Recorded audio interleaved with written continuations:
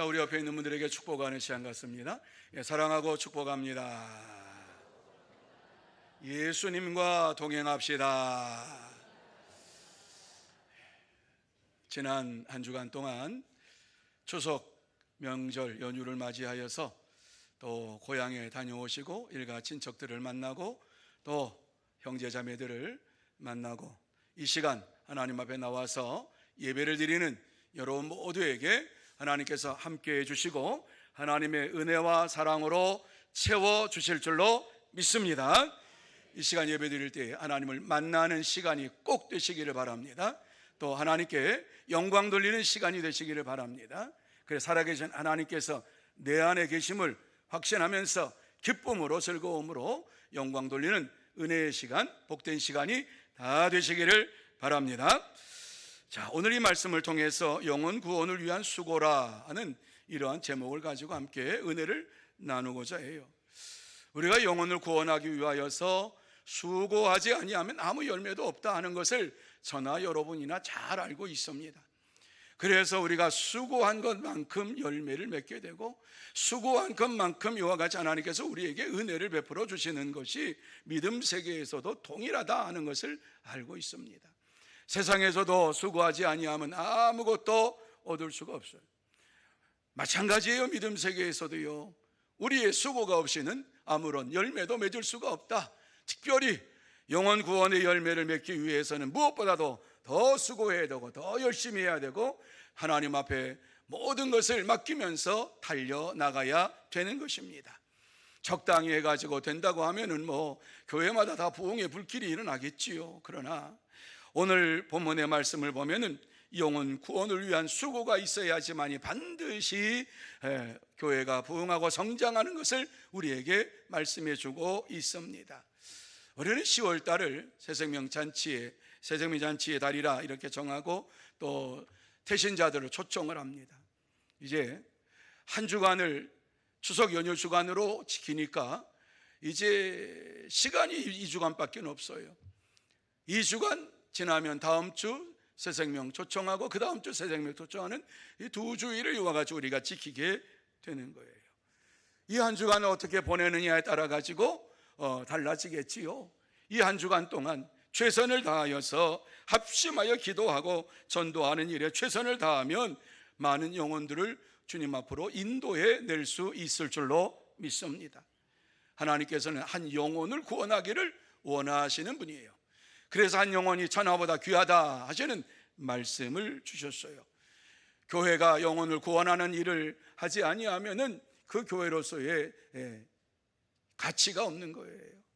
여러분, 한 영혼을 구원하는 것, 이것이 바로 교회의 본질이다. 영혼을 구원하는 일, 전도하는 일, 이것이 바로 교회의 본질이요, 영혼을 구원하는 일이 성도의 의무다라고 하는 사실을 마음에 새기시기를 바랍니다. 그래서 우리는 때를 얻든지 못 얻든지 열심을 다해서 복음을 전합니다. 특별히 우리 교회는 이와 같이 특별한 시간을 정해서 때를 정해서 하나님 앞에 열심히 전도하고 태신자를 또 이곳으로 초청을 합니다. 다음 주일, 그 다음 주일 이루어지게 되겠지요. 예수님께서 이 세상에서 우리를 구원하시고 또 예수님은 만왕의 왕으로서 모든 사람들을 구원하시기 위하여서 십자가에 달려 돌아가시고 부활하시고 승천하시고 다시 오신다 하는 이 복음의 비밀을 전하는 이러한 삶이 이 10월 달에 우리에게 이루어져야 될 줄로 믿습니다. 이번 주간, 다음 주간 최선을 다해서 이와 같이 태신자를 초청하는 일에 최선을 다하는 저와 여러분이 되기를 원합니다. 자, 그러면 하나님께서 오늘 이 말씀을 통해서 바울을 우리에게 말씀해 주고 바울이 빌립보 교회 성도들에게 보낸 편지 속에서 바울은 사람들을 구원하려면 어떻게 하라고 하였는가 하는 것을 생각을 해보면서 그렇다면 우리는 사람들을 구원하기 위해서 어떻게 해야 하는가 하는 것을 함께 나누며 은혜 받는 시간이 되기를 원합니다. 그러면 우리가 사람들을 구원하려면 어떻게 해야 하는가? 제일 먼저 이 본문 말씀 속에서 관용의 삶을 살아야 한다 말씀을 해주고 있습니다. 같이 한번 읽어보시겠습니다. 시작.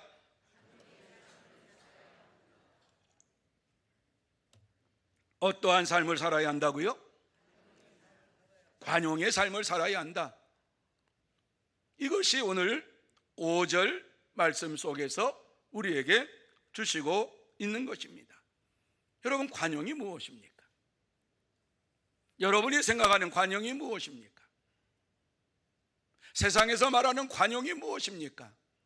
모든 것을 다 이해하고 품고 그리고 나가는 것, 이 관용, 포괄적으로 관용. 그런데 우리에게 오늘 이 말씀 속에서 주시는 관용은 다른 의미가 담겨져 있어요. 그것이 5절 말씀이지요. 자, 5절 말씀 우리 같이 한번 읽습니다. 시작. 너희 관용을 모든 사람에게 알게 하라. 주께서 가까우시니라. 여러분, 왜 우리가 모든 사람에게 관용을 베풀어야 하느냐 하는 것을 이 한 구절 속에서 말씀하고 있어요. 주께서 가까우시니라. 주의 재림이 가까웠다. 그러므로 너희의 관용을 모든 사람에게 알게 해라 하시는 말씀을 주시고 있는 것을 보게 됩니다. 자, 여기에 쓰고 있는 관용이라고 하는 이러한 말의 의미가 무엇이냐? 이 말의 의미는 불의한 일이나 역경을 당해도 평정을 유지하는 영적 인내를 가리킬 때에 관용이라고 하는 말을 씁니다. 뿐만 아니라 자신의 권리를 포기하고 다른 사람을 향해 너그럽게 대하는 태도를 얘기할 때 이 관용이라고 하는 말을 사용을 합니다. 그러니까 주의 재림이 가까웠으니까 아무리 억울한 일을 당해도 인내하고 권리를 포기하고 모든 사람에게 너희 관용을 알게 하라 하는 이러한 말씀을 주시고 있는 거예요. 영적 인내를 끼치면서 이와 같이 저들을 품는 이러한 너그러운 삶을 사는 자가 되라 하는 말씀을 주시고 있는 것이지요. 다시 말해서 주님의 재림이 가까웠으므로 다른 사람을 너그럽게 대하고 뿐만 아니라 복음을 전하는 이러한 하나님의 사람이 되라 하시는 말씀을 주시고 있어요. 당시 빌립보 교회의 상황은 복음을 반대하는 세력으로부터 위협을 당하고 있었습니다. 그곳에 거주하는 이러한 사람들 가운데에 유대인도 있었고 이방인도 있었고 뿐만 아니라 교회에 나오는 이러한 자들 가운데 유대인들이 교회에 나왔어요. 예수를 구세주로 믿고 교회에 나왔어요. 그러나 그들 가운데에는 아직도 율법주의에 젖어가지고 사는 이러한 자들이 있어요. 그러니까 교회 안에 율법을 행해야지만이 구원받는다라고 이렇게 말하는 이들이 있어서 빌립보 교회 안에서 불편한 이러한 감정이 있었다는 거지요. 뿐만 아니라 교회가 이와 같이 빌립보 지역에 이루어지니까는 이교도들이 이 교회에 대해서 비방하는 일들이 일어났습니다. 빌립보 지역에는요, 우상을 섬기는 이러한 지역이었어요. 많은 사람들이 우상을 섬겼어요. 그런데 이러한 이교도들이 교회를 향하여서 공격을 하면서 이제 얘기를 하는데, 이러한 자들을 마음에 품으라고 관용하라고 얘기하니까 이 말씀에 대하여 빌립보 교회 성도들이 다 순종할 수가 없었던 거예요. 그런데 바울 사도가 빌립보 교회 성도들에게 다시 이와 같이 말씀하고 있는 것이지요. 너희 모든 사람을 관용해라, 모든 사람을 마음에 품어라 하는 이러한 말을 한 거예요. 이것이 주님의 뜻이라고 하는 것도 빌립보 교회 성도들은 알아요. 하지만 그들을 공격하는 이러한 자들을 관용으로 대할 수가 없었어요. 물론 예수를 믿는 이러한 믿음을 가지고 모든 사람을 다 사랑해야 되겠지요. 그런데 사랑으로 그들을 품을 수가 없었단 말이지요. 왜?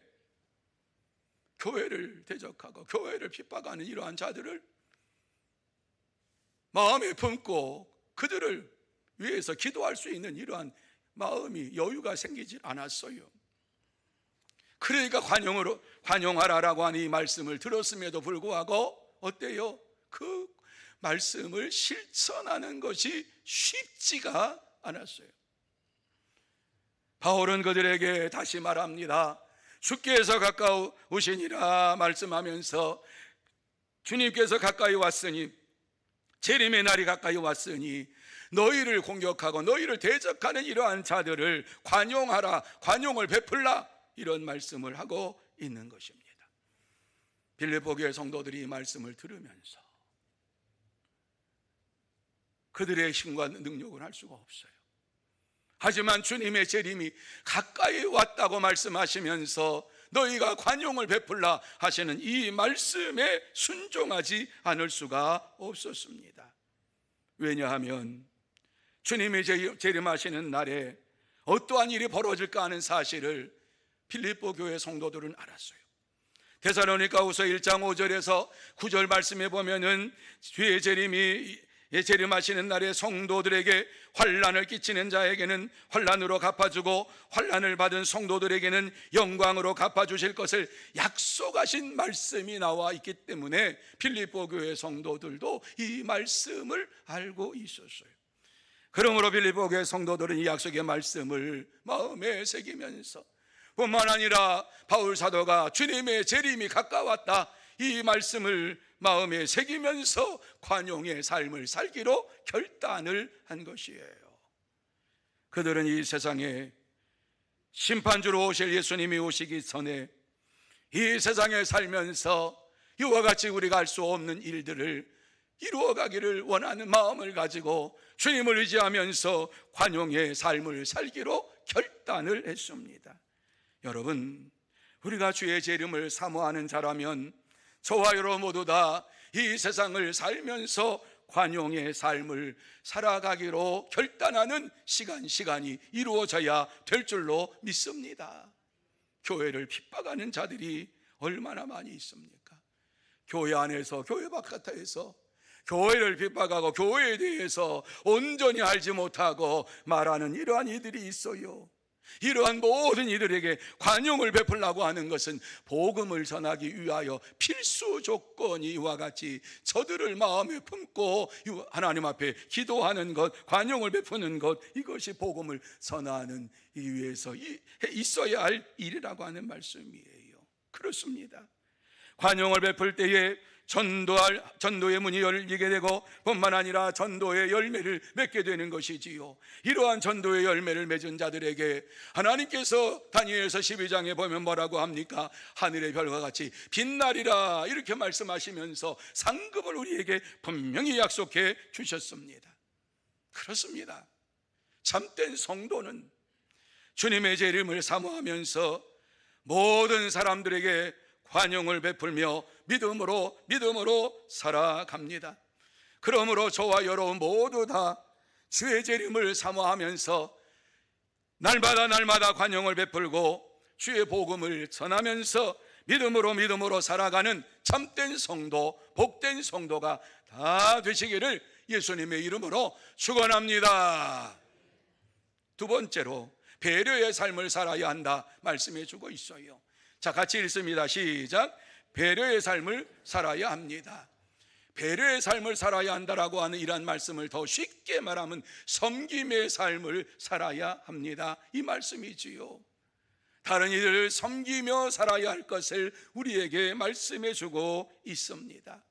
그래서 바울 사도는 배려의 삶을 사는데 어떻게 배려의 삶을 살아야 할 것인가를 8절 말씀에 우리에게 주시고 있어요. 자, 8절 말씀 우리 같이 한번 읽습니다. 시작. 끝으로 형제들아 무엇에든지 참되며 무엇에든지 경건하며 무엇에든지 오르며 무엇에든지 정결하며 무엇에든지 사랑받을 만하며 무엇에든지 칭찬받을 만하며 무슨 덕이 있든지 무슨 기림이 있든지 이것들을 생각하라. 아멘. 무슨 말씀입니까?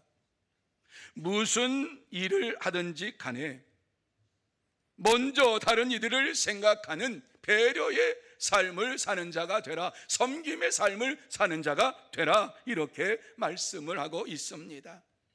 마지막에 이것들을 생각하라 라고 하는 이러한 말씀, 원문에 더 가깝게 이 말씀을 번역하면은 네 마음에 새겨라, 이런 말씀이에요.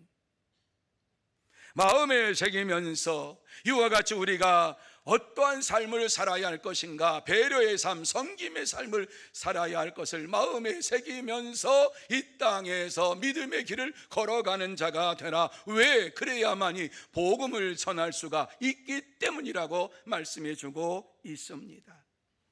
배려의 섬김의 삶, 배려의 삶을 살았던 청년 의사 안수연에 대한 간증입니다. 책도 나왔어요.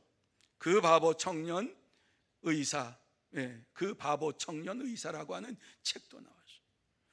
그는 예수님을 사랑하면서 어렸을 때부터 예수 중심으로 살기로 작정하고 결단하면서 살았어요.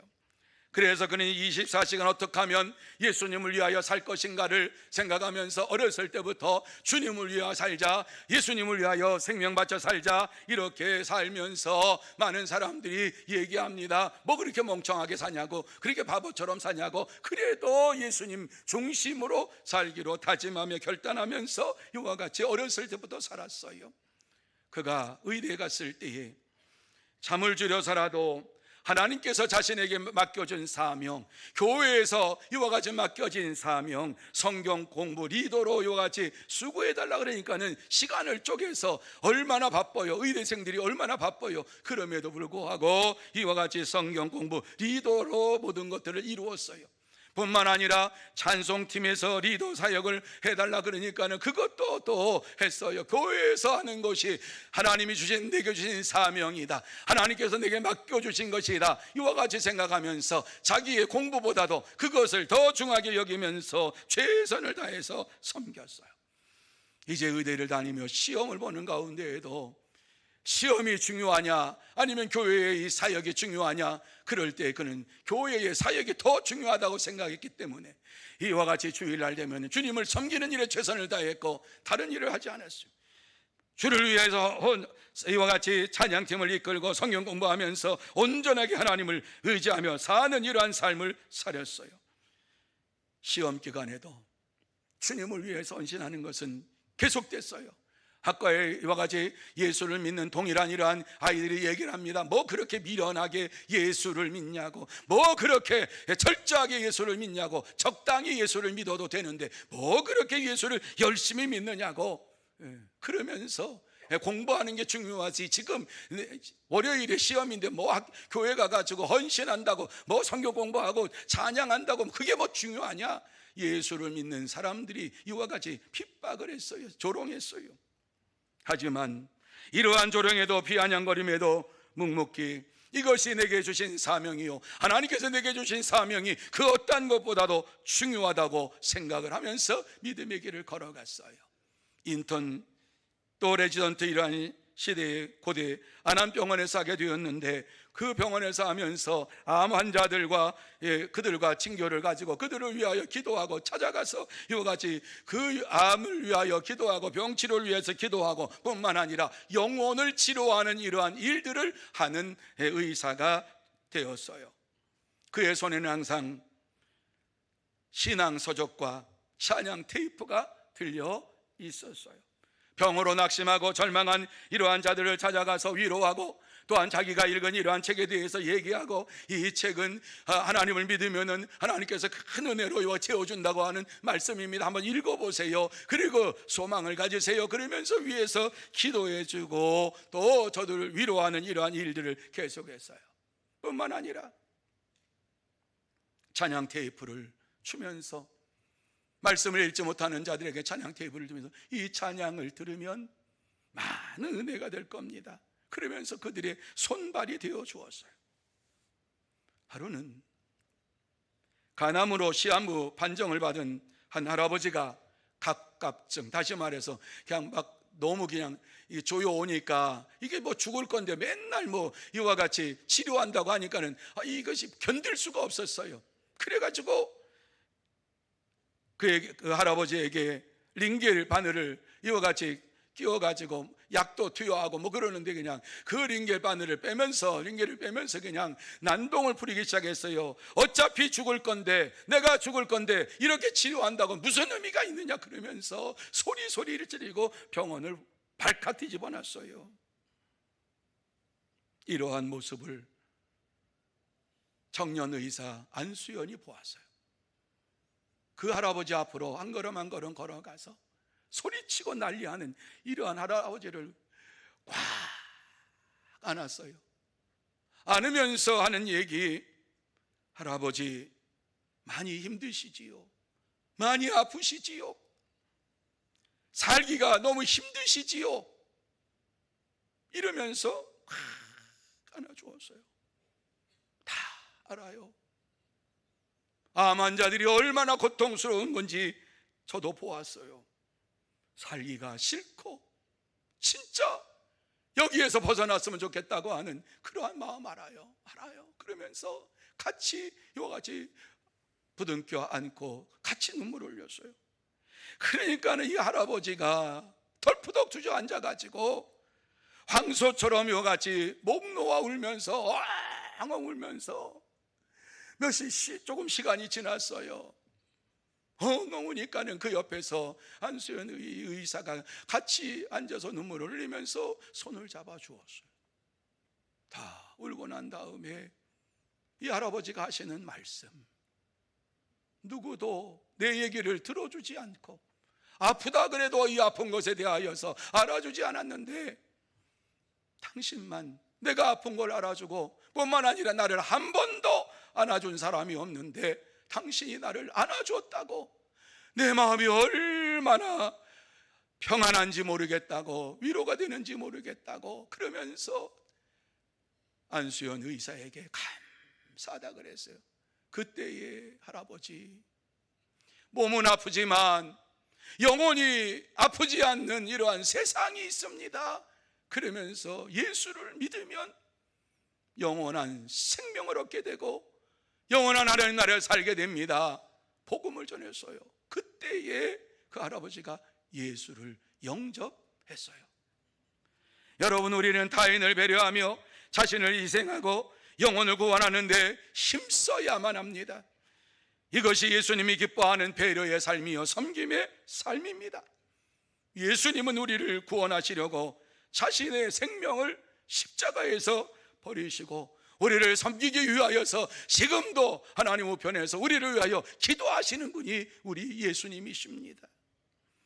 예수님은 이와 같이 우리를 위하여 평생 사실 뿐만 아니라 지금도 하나님 우편에서 우리를 배려하며 우리를 섬기면서 기도하면서 구원의 길에서 온전히 승리의 삶을 살기를 원하고 계십니다. 그렇습니다. 참된 성도는 영혼을 구원하기 위하여 자신의 시간과 물질과 재능을 들이며 자신을 희생하고 배려하며 믿음으로 살아갑니다. 그러므로 저와 여러분 모두 다 이 한 주간 영혼을 구원하기 위하여서 내 자신의 시간과 물질과 재능을 드리고 자신을 희생하고 배려하는 삶을 살아가는 참된 성도가 다 되시기를 예수님의 이름으로 축원합니다. 세 번째로 주의 말씀대로 행해야 한다, 이렇게 말씀해 주고 있어요. 같이 읽습니다. 시작. 주의 말씀대로 행해야 합니다. 다른 말씀으로 하면 말씀대로 순종해야 합니다. 여러분, 성경을 읽으면 우리에게 무엇을 강요합니까? 순종해라, 말씀에 순종해라, 어떤 말씀을 보아도 말씀에 순종하라, 순종하며 살아라, 이 말씀을 주시고 있어요. 그런데 오늘 이 말씀 속에서도 동일하게 말씀 주고 있어요. 주의 말씀대로 행하는 자가 되어야 할 것을 말씀하고 있어요. 9절 말씀입니다. 자, 9절 말씀 여러분만 읽습니다. 시작.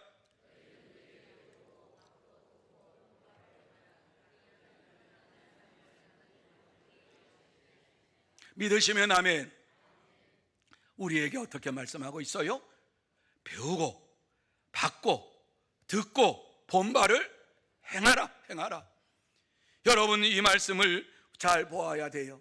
배우는 것으로 끝나서도 안 되고 받는 것으로 끝나서도 안 되고 듣는 것으로도 끝나서도 안 되고 반드시 해야 할 일이 무엇인가? 행하라. 이렇게 우리에게 말씀을 주시고 있어요. 여러분, 믿음이 있다고 하면서 행하지 아니하는 믿음은 죽은 믿음이에요. 그 믿음 가지고는 하나님 나라에 들어갈 수가 없다고 분명히 야고보서에 말씀을 해주고 있습니다. 그렇습니다. 이와 같이 말씀을 행하는 자에게 하나님께서 주시는 것이 무엇입니까? 그리하면 평강의 하나님이 너희와 함께 계시리라, 이렇게 말씀합니다. 평강의 하나님이 나와 함께 계시겠다고 약속해 주고 있습니다. 7절 말씀에서도 동일한 말씀을 주고 있어요. 그리하면 모든 지각에 뛰어난 하나님의 평강이 그리스도 예수 안에서 너희 마음과 생각을 지키시리라, 이렇게 말씀하고 있어요. 믿음으로 행하는 이러한 자들에게 하나님의 평강을 주시겠다 뿐만 아니라 하나님 평강이 우리에게 임하면 우리의 생각과 우리의 마음을 지켜주신다 말씀해 주고 있어요. 얼마나 감사한지 몰라요. 그래서 바울은 빌립보 교회 성도들에게 이와 같이 말씀을 하고 있는 거예요. 주의 말씀대로 행하는 자가 되라, 이렇게 말씀을 하고 있어요. 그리하면 주님께서, 하나님께서 함께 하실 것이다, 이 사실을 믿고 믿음의 길을 걸어가는 자가 되라 말씀하고 있는 것입니다.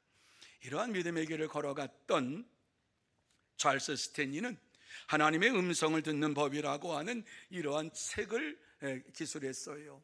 왜? 자기가 기도하고 응답받은 이러한 것이 너무 감사해서 어떻게 하면 기도의 응답을 받을 수 있는가, 뿐만 아니라 어떻게 하면 하나님의 음성을 들을 수 있는가 하는 것을 이와 같이 책으로 내서 그 속에 보면 주의 말씀대로 순종에 관한 이야기가 나오는데 한 남자의 이야기가 나와요. 이 남자는 제2차 세계대전이 끝나고 2차 세계대전 때에 이제 비행기를 몰고서 이와 같이 싸웠던 이러한 자였는데 공군에서 제대를 하고서 나왔어요.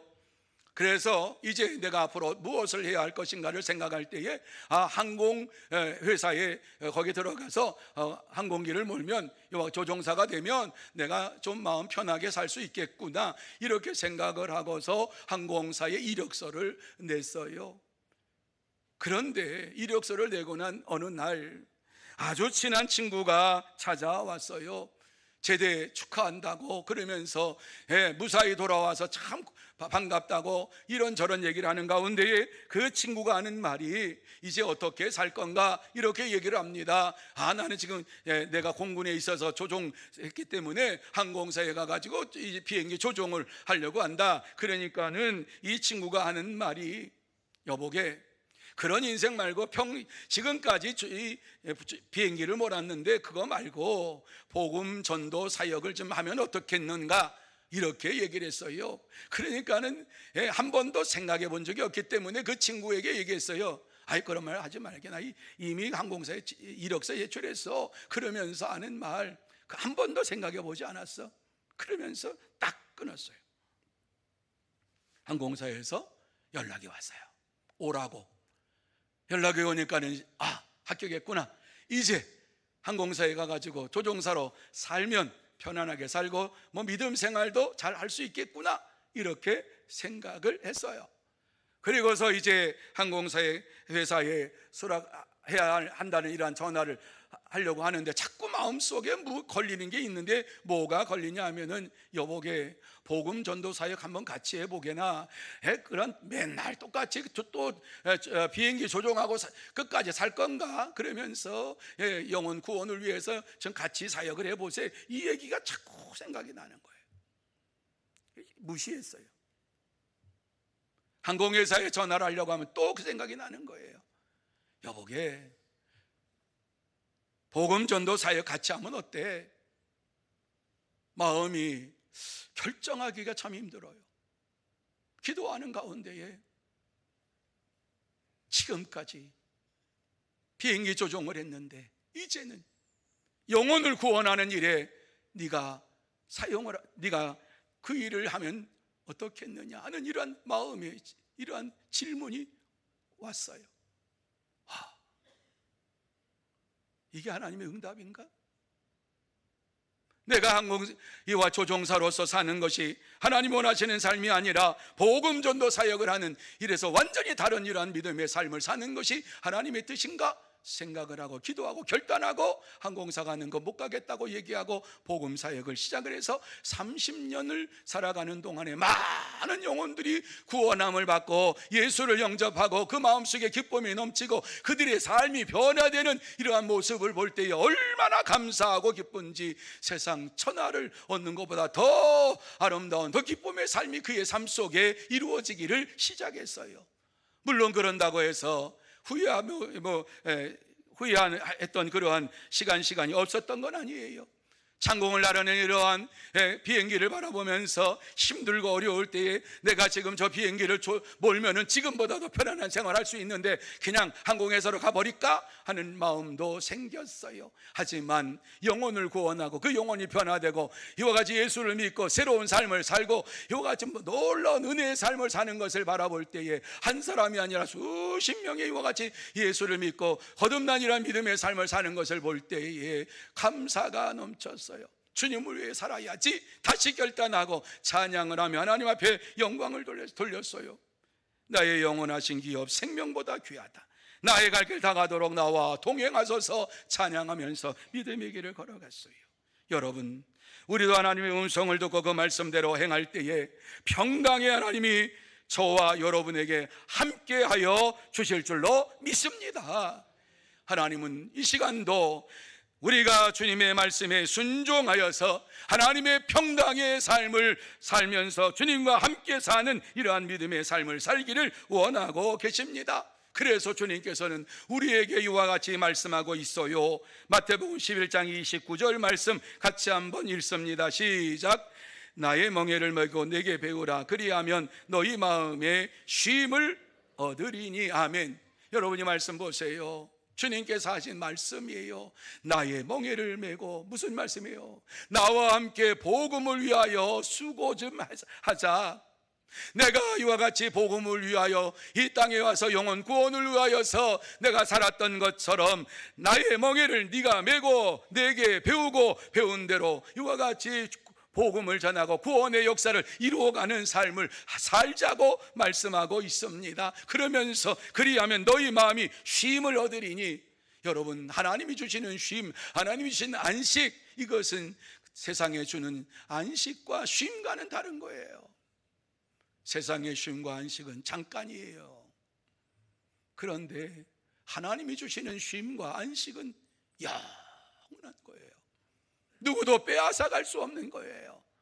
세상에 주는 이러한 기쁨과 안식은 잠깐 있다가 사라져요. 그러나 하나님이 주시는 쉼과 안식은 영원한 것이라고 우리에게 말씀해 주고 있습니다. 그렇습니다. 참된 성도는 주님의 말씀대로 행하면서 평강의 하나님을 만나고 날마다 마음에 평안을 얻고 복음을 전하며 살아갑니다. 그러므로 저와 여러분 모두 다 주님의 말씀대로 행하며 평강의 하나님을 날마다 만나고 마음의 평안을 누리면서 복음을 전하는 참된 성도, 진짜 성도가 다 되시기를 예수님의 이름으로 축원합니다. 이제 말씀을 마무리합니다. 이 시간 하나님께서 우리에게 하시고 싶은 말씀이 무엇입니까? 영혼 구원을 위하여 기도하고 담대히 복음을 전하라고 말씀해 주고 있습니다. 한번 따라해 보시기 바랍니다. 영혼 구원을 위하여 기도하고 담대히 복음을 전하자. 따라서 하라고 안 할게요. 다시는요. 또 잊어버릴까 봐. 단순하게 이 한 주간 영혼 구원을 위하여 복음을 전하자, 이것만 생각하시면 되겠어요. 여러분, 제가 이 말씀을 드리면서 제 마음도 무거워요. 제 마음도 두려워요. 여러분도 이 말씀을 들을 때마다 마음에 짐이 돼요. 저도 마찬가지예요. 새생명잔치를 하자고 기도하고 부르짖었지만 마음에 부담이 되는 것은 솔직하게 있어요. 어떡하지? 여러분이 힘들고 어렵다는 것도 알아요. 하지만 이 말씀을 나누는 것은 이렇게 한번 해보십시다라고 하는 이러한 권면을 드리기 위해서 이 말씀을 하는 거예요. 주님께서도 우리에게 이 말씀을 하시면서 우리가 이 땅에서 복음을 전하고 한 영혼을 구원하고 하는 일이 뭐 쉽다고 생각하셔서 이 말씀을 하셨겠어요? 아니잖아요. 주님이 많은 사람들에게 복음을 전했지만 그 중에 예수 믿는 자들이 아주 극히 소수였어요.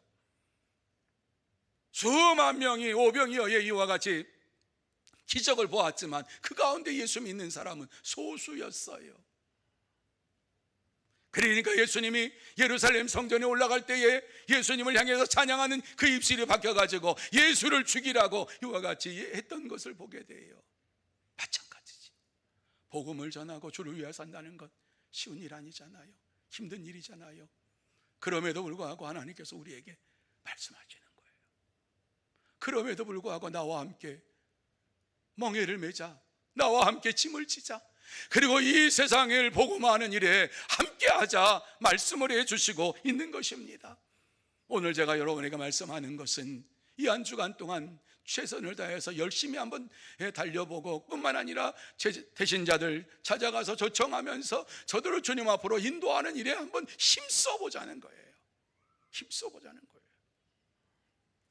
이러한 순종의 삶을 우리가 살아갈 때에 반드시 하나님께서 우리를 통해서 구원의 역사를 이루어 주실 줄로 믿습니다.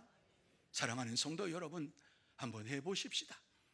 이 한 주간 동안, 아니 10월 남은 이와 같이 3주간 동안 예수 그리스도를 전하고 대신자들을 초청하고 주님 앞에서 나는 힘이 없지만 내게 능력 주시는 자 안에서 내가 모든 것을 할 수 있습니다라고 하는 이러한 기도를 하면서 대신자를 초청하고 주님 앞으로 인도하면서 항상 기뻐하며 하나님 앞에 영광을 돌리며 한 영혼이라도 구원하는 저와 여러분이 다 되시기를 예수님의 이름으로 축원합니다. 기도하시겠습니다. 하나님 아버지, 영혼 구원하는 일이 얼마나 힘들고 어려운지 압니다. 우리는